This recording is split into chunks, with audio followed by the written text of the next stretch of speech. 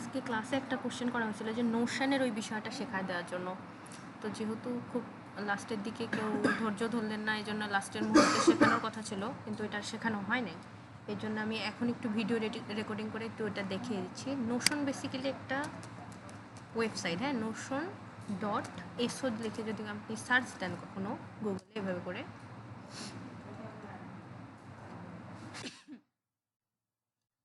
Search দেওয়ার পরে basically এখানে একটা ওয়েবসাইট আসবে। আসার পরে এখানে যেহেতু আমার লগ ইন আছে, আমার ওয়েবসাইটে এমন দেখাচ্ছে, আপনাদের এমন দেখাবে না। এখানে আপনাদের লগ ইন করতে হবে, এই যে লগ আউট অল দেওয়া আছে।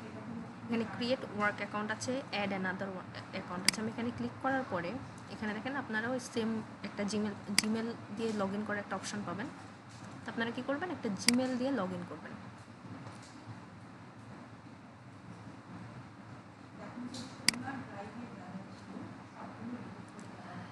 লগ ইন করার পরে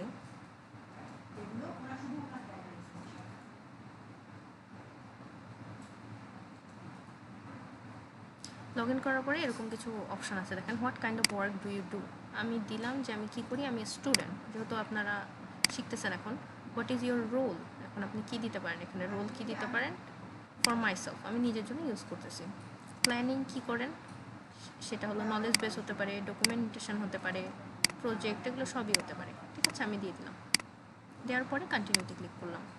with my team for myself, আমি মাইসেলফের জন্য, কোনো টিমের জন্য আমি ইউজ করতেছি না। Take me to Notion click করার পরে এখানে আমাদের ওয়ার্ক স্পেসে নিয়ে যাবে। এটা দেখেন, taking you to your workspace. Fine, এখন জিনিসগুলো এমন দেখাবে, প্রথমে অনেক হিজিবিজি লাগবে, কিন্তু এগুলো আপনারা কী করতে পারেন, এখানে এই যে অপশান বাটন আছে, ক্লিক করে করে ডিলিট করে দেবেন,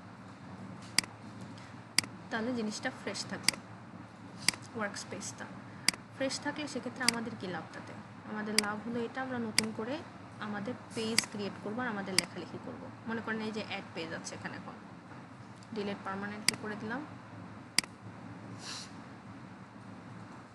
অ্যাড পেজে ক্লিক করবো আমরা। করার পর দেখেন আনটাইটেল লেখা আছে, এখানে আমরা টাইটেল দেবো। মনে করেন গুগল অ্যাডস নিয়ে আমরা ক্লাস নিচ্ছি, এটা একটা টপিক। অ্যাড আইকনে ক্লিক করলে এখান থেকে আমরা আইকন চুজ করতে পারবো।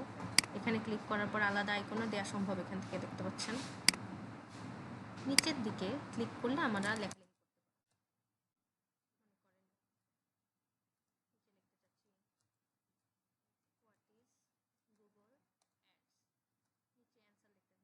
এখানে প্লাস বাটনে যদি ক্লিক করি, আরও কিছু অপশান আছে, দেখেন টেক্সট লেখার পেজ, টু ডু লিস্ট তৈরি করার, টেবিল তৈরি করার, মানে অনেক অপশান আছে। এগুলো আপনারা একটু দেখতে পারেন চেক করে।